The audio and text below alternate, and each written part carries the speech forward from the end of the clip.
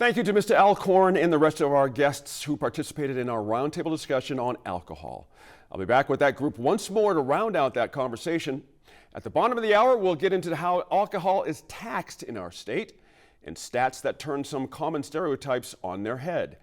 But it's time for our other esteemed panel, The Line. Joining us this week is attorney Sophie Martin, former state senator Diane Snyder, and KOB radio host TJ Trout. Thank you all for making the time to be with us this week. Now, we're starting with the latest developments in the city's plan to address homelessness. The Albuquerque City Council this week voted to stop the creation of any new homeless encampments.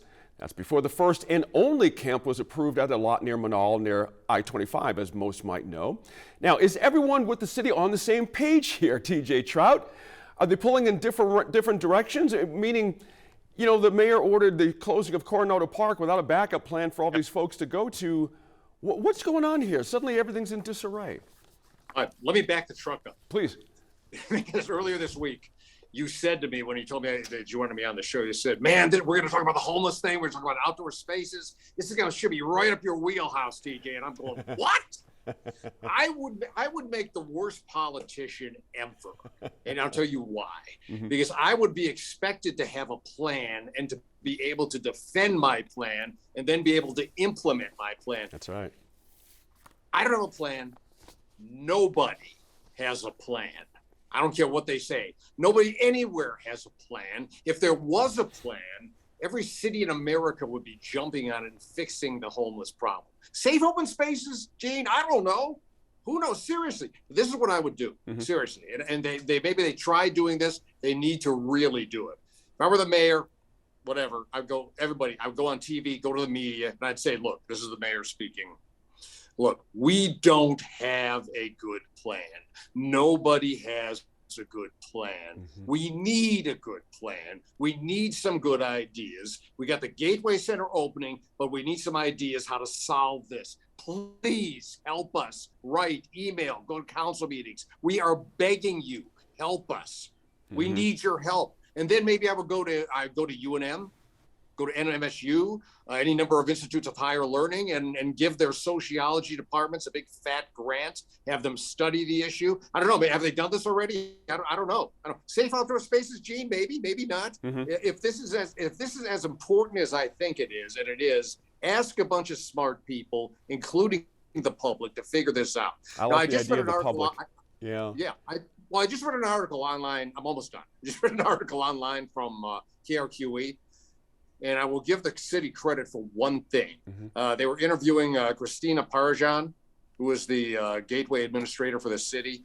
And they actually had a good idea. They actually asked homeless people what they need, what they would need in a Gateway Center. What a concept.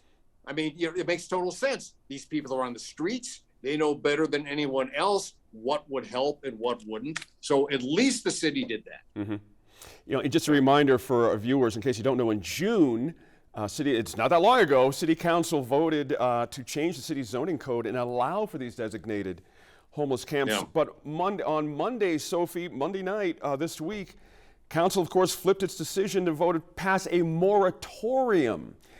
It's a very sort of a one side or the other. Is a moratorium going too far here? I mean, it's a good question. I mean, I think it's worth noting, just as sort of a side note, but this is the same city council. It's not like we had an election in the in-between time and it's a totally new slate of folks. Excellent point. It is the same city council, and Councilwoman Brooke Bassan, put that bill forward for the moratorium, where she had voted in favor of the city's plans before.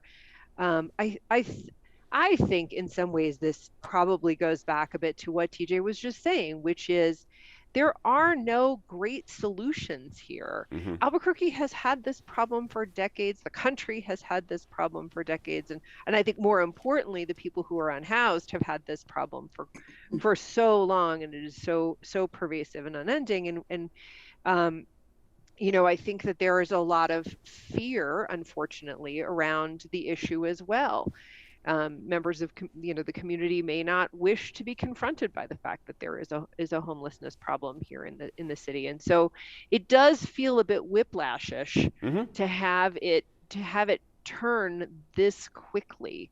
And I think what many of us are hoping for is that if there's going to be a moratorium, that serious work is done on the issue during that period, because plans have been laid, promises were more or less made, That's right. and now that is collapsed. But we're not in a better place because of the moratorium. We're not, we don't have a less serious problem regarding homelessness. We're just as bad, if not worse, at this point. When you think about it, guys, and going to Senator Snyder here with this, a moratorium till next August, meaning August of 2023. If that isn't the ultimate kicking the can down the road, I mean, do you need a year to get this going? I mean, let me remind you, that camp at Modal near I-25 was created as a replacement of sorts for that Coronado Park closure, right? I mean, what are these people supposed to do for a year? You know what I mean? Before we get a plan together. It just seems, something seems very off here. I'm curious your sense of it as you watch this. I feel like quite truthfully, like I'm a bubble doll. This way, that way, this way. No. It's like, okay, what are we doing today? And I haven't dug down into it, the issue, but because as you've all said, we've had this issue forever. But the logical part of me goes, okay, we're doing a moratorium, but why did we also cancel out Coronado Park or the new place right now? Right. When we didn't have it. To me, we don't have enough accurate data. I mean, was it working? Was it not working? Was it because of neighborhoods? Was it because of not having the right services? What? I don't think we even know whether it will be successful or not. That's right. Maybe it has been in other cities, but we don't have enough data to tell us that. And I kind of just go, why would you? I can understand no new ones. If you want to study and make sure it's the right thing to be doing, I can understand that. But why would you throw all these people out of a park with no place to go? And let me add to that, Senator, as well, and I'm going to swing to TJ here. The reason Ms. Bassan proposed this as a stopgap, this almost year-long moratorium, is that there is another bill that will remove safe outdoor spaces from the zoning code completely. It seems like we've gone from one end of this deal all the way to the other. It was this great idea in June, and now we want to put it in, in writing that this can't happen ever again. So something seems to have gone a little goofy here. It just doesn't make sense, TJ.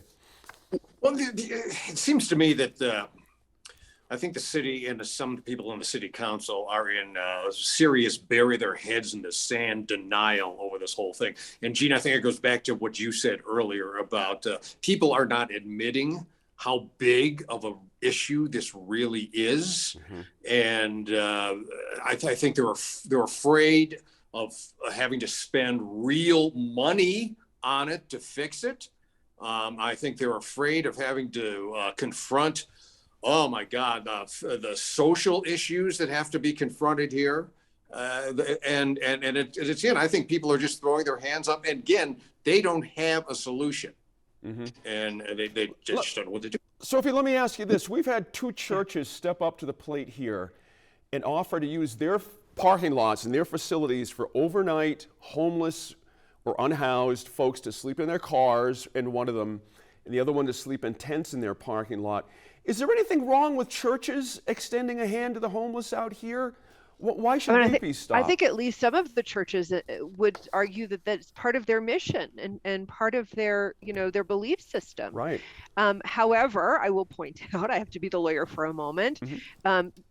Religious institutions are not completely free from regulation by government, as long as the regulation is sort of faith neutral, for lack of a better way to put it. So if you're not able to put it in a park, if a business can't put it in their parking lot, I would expect that as well, churches would be prohibited from doing the same unless there's a specific carve out, and then you get other legal issues too. But the upshot is, I think we are seeing community members and groups who are saying we do want to be part of the solution here. Right. We do think that we can responsibly and effectively help at least a small portion of the community who are so impacted.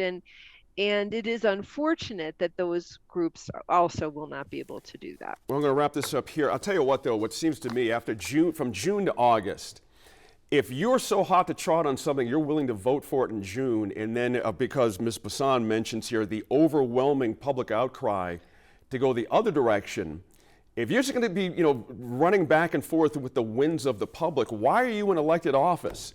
I mean, this is really.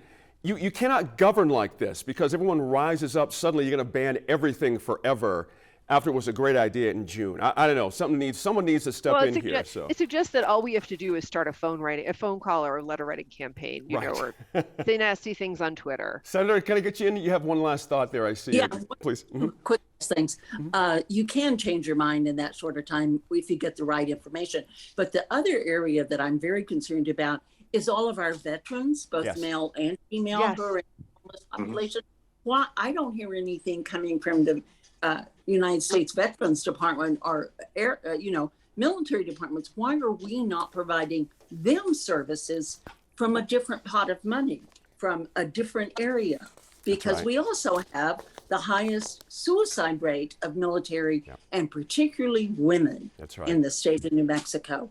So we could divide people out a little bit, as to who's funding it, where they're going to live. Those are the kinds of things that maybe people have talked about. I don't know, That's but right. it doesn't seem like it. That's right. That's a good point there. Thank you all for your thoughts on that issue. It's not an easy one, and we're going to keep following it in the weeks and months ahead for sure. Now, this weekend in Santa Fe, a historic event is returning after a hiatus for COVID-19. The Santa Fe Indian Market is celebrating 100 years this year. It draws folks from around the world, as you might know, to the Santa Fe Plaza, where artists present their latest works. New Mexico in Focus correspondent Antonia Gonzalez sat down with the executive director of the association and an artist to talk about what people can expect when they visit this year.